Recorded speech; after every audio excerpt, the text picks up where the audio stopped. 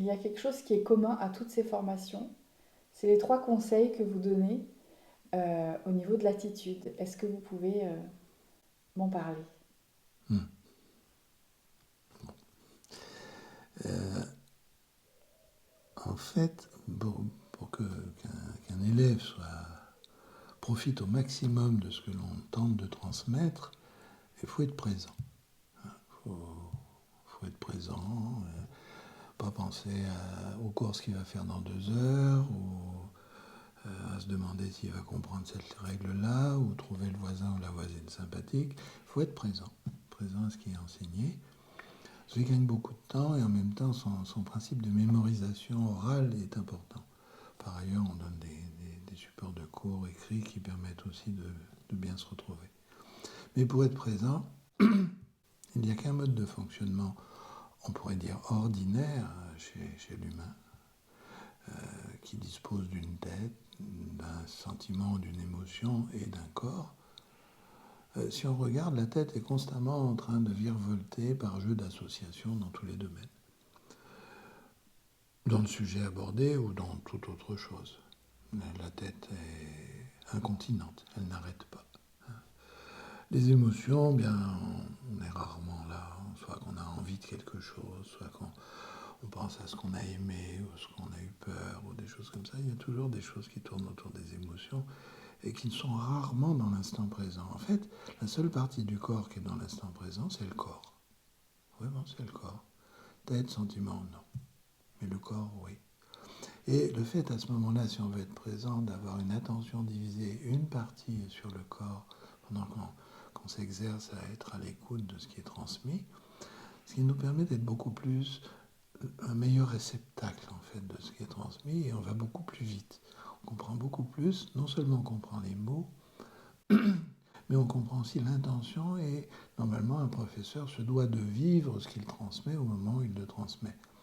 Et ce qui fait que la personne, si elle est présente, reçoit aussi cette impression dans son inconscient, mais reçoit cette impression d'expérience. C'est un enseignement direct en quelque sorte. Et ça, c'est une forme. Donc, il y a besoin d'être attentif, présentement, d'être en contact avec le corps. Et le troisième point qui est essentiel, c'est de s'entraîner à ne pas être négatif. Euh, la plupart des humains ne se rendent pas compte qu'ils râlent tout le temps, ou qui se jugent, ou qui jugent les autres, ou qui jugent le temps. Il y a toujours quelque chose qui cloche, quelque part. Et si on devait établir un pourcentage de taux de réactivité de l'humain par rapport à la vie globale, que ce soit la sienne ou celle des autres, on pourrait dire qu'il est au moins aux 2 tiers constamment occupé par des rôleries. Et ça, c'est ennuyeux parce que d'abord, ça fait que je rejette, soit que j'émane de quelque chose qui râle contre moi-même, c'est-à-dire je me juge, je considère que je suis idiot, que ci, que ça, enfin que je ne suis pas capable, nombre de gens qui n'ont pas confiance en eux, par exemple, ou qui ne se trouvent pas suivant les normes esthétiques habituelles de la mode actuelle, ou des tas de sottises en fait qui font qu'on se perd. Et puis en même temps, le fait d'être dans le négatif, on consomme la substance de la joie, c'est-à-dire du sentiment. Et le fait de consommer cette substance, eh bien, en fait, on devient pauvre émotionnellement, pauvre en termes de sentiments. Et le mode relationnel, à ce moment-là, il est tendu. Il n'est pas plaisant avec les autres stagiaires, avec le professeur.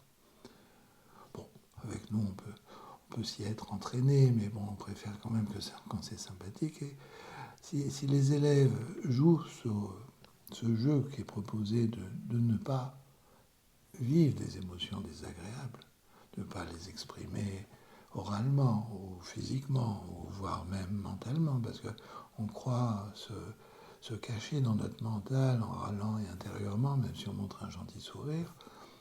Dans notre inconscient, personne n'est dupe.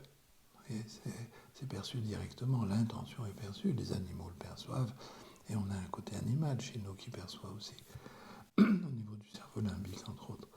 Et alors, ce qui fait que si les élèves tentent de ne pas être négatifs, eh bien à ce moment-là naît au sein d'eux quelque chose qui est beaucoup plus fluide, comme une ambiance familiale, comme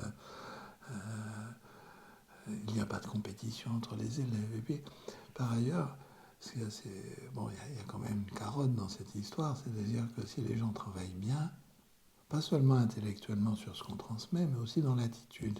Parce qu'on forme quand même des gens qui vont intervenir chez des clients. Ils vont être au service, soit feng shui, géobiologie ou autre.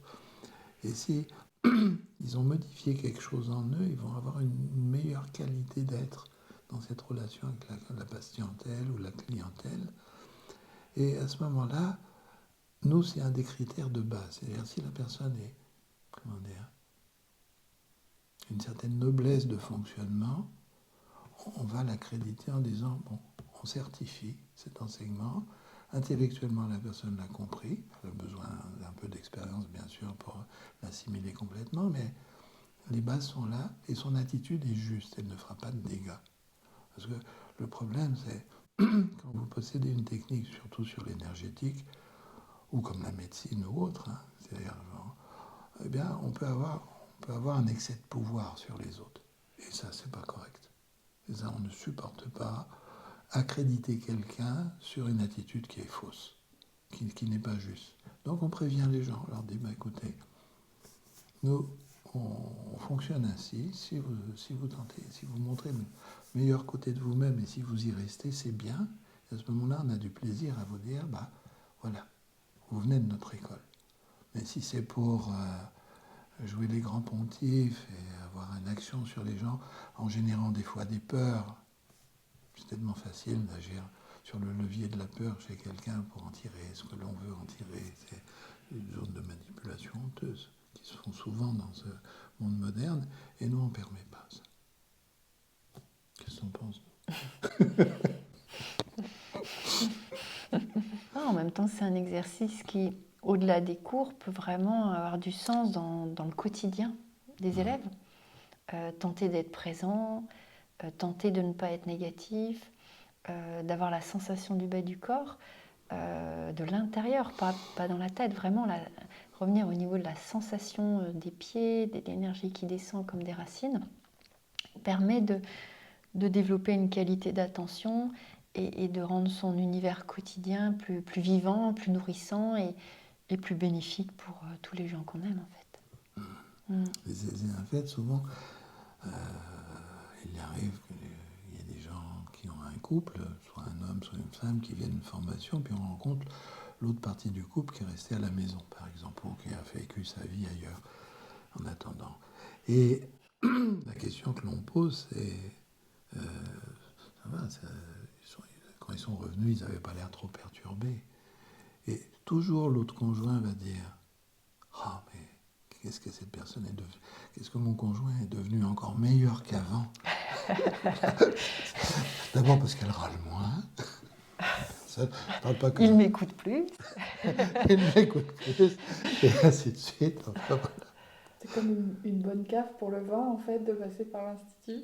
Bah, c'est vrai que quand les gens vivent plus simplement et plus joyeusement, on peut dire, ou moins empreints de peur, de doute, un peu comme ce qui se passe en ce moment dans la société, on appuie sur tous les boutons pour que les gens ne soient pas bien, me semble-t-il, parce que quelle est l'intention? Est-ce qu'on est obligé d'avoir que des informations catastrophiques, hein? En appuyant sur des peurs d'un futur et des choses comme ça. Si on apprend à moins se vider de notre joie de vivre, en fait, eh bien, c'est vrai que la vie est beaucoup plus simple, beaucoup plus agréable, et tout le monde en profite au sein d'une famille.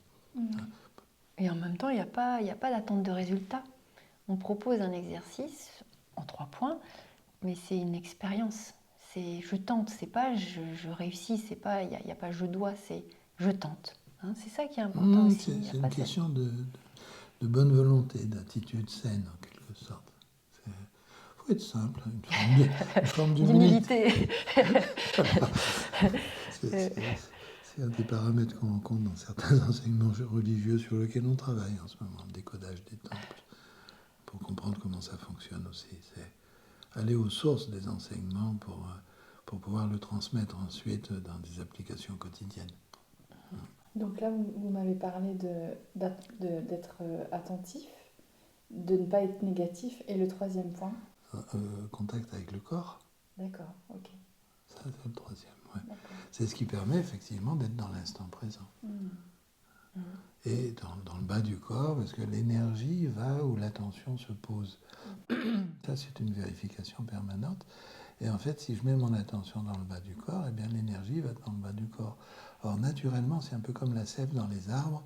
Les énergies ont tendance à monter. Il y a à peu près 150 volts par mètre entre l'ionosphère et puis la Terre. Sauf dans les temps d'orage, comme en ce moment, par exemple. Et en fait, c'est ce qui permet à la sève de monter, c'est-à-dire à défier la gravitation. Mais si je mets mon attention vers le bas du corps, à ce moment-là, l'énergie va descendre. Et donc, il y aura moins saturation dans la tête et moins dans les émotions. Ça se vérifie tout le temps. Alors, c'est vrai qu'en Chine, à travers le Tai Chi, le Qigong, on dit, mettez aussi l'attention au niveau du hara ou du tantien, c'est-à-dire dans l'abdomen, le centre de gravité du corps, en fait, dans l'abdomen.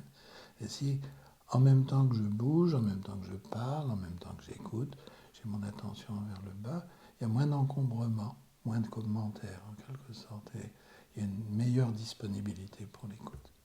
Et du coup, plus d'attention et moins de négatif. Eh oui. Merci à vous deux pour ce partage.